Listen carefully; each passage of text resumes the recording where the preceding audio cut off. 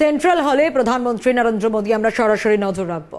तो ये central hall इतिहास के पन्नों में इस कार्यक्रम के बाद दर्ज हो जाएगा, जब संसद की नई इमारत, नए भवन की तरफ हम चलेंगे और कार्रवाई संसद की वहां से शुरू होगी। तो आज इतिहास के पन्नों में दर्ज होने वाला है ये कार्यक्रम भी, ये समारोह भी, जब तमाम जो सांसद हैं लोकसभा और राज्यसभा के, वो इस सेंट्रल हॉल में आखिरी बार इकट्ठा हो रहे हैं और आज से एक नई राह, नए जोश, नए उमंग, नए विजन के साथ नई इमारत की तरफ, संसद के नए भवन की तरफ बढ़ा जाएगा। अगर इस सेंट्रल हॉल के मुख्य मैं कहूं जो ऐसे मौके रहे हैं वो तमाम रहे हैं, कई ऐतिहासिक मौकों का गवाह ये सेंट्रल हॉल रहा है। जो कॉन्स्टिट्यूएंट असेंबली थी उसकी तमाम बैठकें इसी सेंट्रल हॉल में हुई है। पहली बैठक जो 9 दिसंबर 1946 को हुई और 26 नवंबर 1949 तक जो बैठकें संविधान सभा की हुई हैं वो इसी सेंट्रल हॉल में हुई हैं। हमारा जो संविधान, देश का संविधान, इसी सेंट्रल हॉल में चर्चा, मंथन, विचार के बाद निकला है और आज यही सेंट्रल हॉल इतिहास के पन्नों में दर्ज होगा। एक मैं कहूं खट्टी मीठी यादों के साथ आज हम नए विजन की तरफ बढ़ेंगे।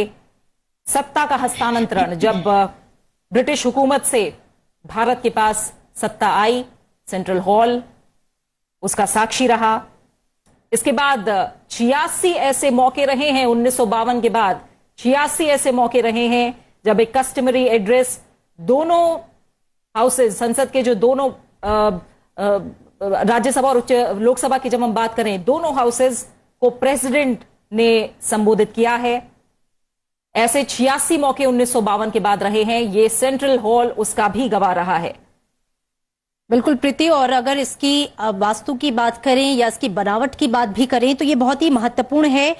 केंद्रीय कक्ष गोलाकार है, इसका गुंबद जिसका व्यास जो है 98 फुट है और विश्व के भव्यतम गुंबदों में से एक माना जाता है। और इसकी ये जो ऐतिहासिकता है, ये भव्यता है, वो इतिहास के पन्नों में है, लेकिन ये कभी धूमिल नहीं होगी क्योंकि ये इसी तरीके से अपने महत्व को समेटे हुए भविष्य में भी अपनी गौरव गाथा का गान करता रहेगा। बिल्कुल अमृता, मैंने 1952 तक, मैंने आपको बताया 1952 से 86 ऐसे मौके रहे हैं जब दोनों सदनों को प्रेसिडेंट ने संबोधित किया है यहां पर।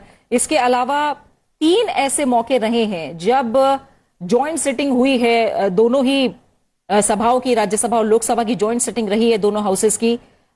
3 ऐसे मौके रहे हैं जब डेडलॉक को रिजॉल्व करने के लिए यहां सिटिंग हुई है और ऐसे 3 मौके 1961, 1978 और 2002 में ये मौके आए जब कहीं ना कहीं बिल के लिए जो डेडलॉक था उसे दूर करने के लिए यहां पर ज्वाइंट सिटिंग की गई।